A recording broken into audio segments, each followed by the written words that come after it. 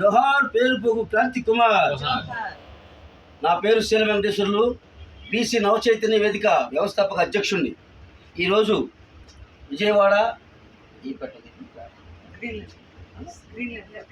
Greenland Perupogu Venkateswarlu గారి కుమారుడు పేరుపోగు క్రాంతి కుమార్ గారి వారి ఇంటికి వచ్చాము.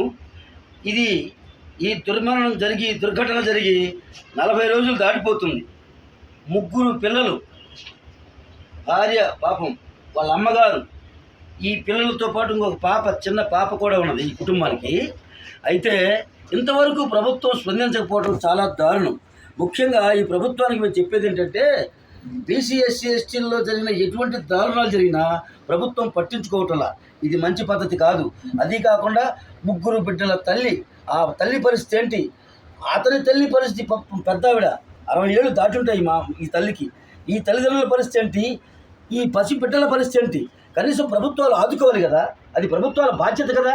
ఈ ప్రభుత్వం ఇంతవరకు కూడా మాట్లాడాం, అమ్మతో మాట్లాడాం, మా చెల్లెమ్మతో మాట్లాడాం, ఇంతవరకు ఎవరు స్పందించలేదండి. ప్రభుత్వ అధికారులు కూడా ఎవరు మా దగ్గరికి రాలేదు. ప్రభుత్వం నుంచి ఏ మంత్రో లేకపోతే ఎమ్మెల్యేనో ముఖ్యమంత్రి గారైనా స్పందించాలి కదా.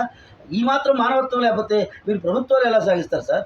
ముఖ్యంగా ఈ ప్రభుత్వాన్ని మేము మాత్రం బీసీల తరపున, ఎస్సీ ఎస్టీల తరపున, బహుజనుల తరపున మేము హెచ్చరించేది ఏంటంటే, ఇలాంటి దుర్ఘటన జరిగినప్పుడు ప్రభుత్వాలు ఆదుకోవాలి. ఈ కుటుంబానికి ₹1 కోటి ఎక్స్గ్రేస్ ఇవ్వాలి. ఎందుకు ఇవ్వాలి? గతంలో జగన్మోహన్ రెడ్డి గారి ప్రభుత్వం ఉన్నప్పుడు విశాఖపట్నంలో జరిగిందని కూడా ఒక్కొక్క చనిపోయిన వ్యక్తులకు, కుటుంబాలకు ₹1 కోటి ఇచ్చారు. 1 కోటి కాదు, 100 కోట్లు ఇచ్చినా కూడా క్రాంతి కుమార్ని మాత్రం మీరు తీసుకురాలేదు. ఇదే ఖచ్చితంగా పోలీసుల వ్యవస్థ నిర్లక్ష్యం, పోలీసుల దౌర్జన్యంతోనే, ఆ భయంతోనే చనిపోయాడని ఈ కుటుంబ సభ్యులు చెబుతున్నారు. కాబట్టి ఖచ్చితంగా ప్రభుత్వం ఆదుకోవాలి. ఈ ప్రాంత ఎమ్మెల్యే గారు కానీ, ఎంపీలు కానీ, మంత్రులు కానీ ఎందుకు వచ్చి పరామర్శించరు?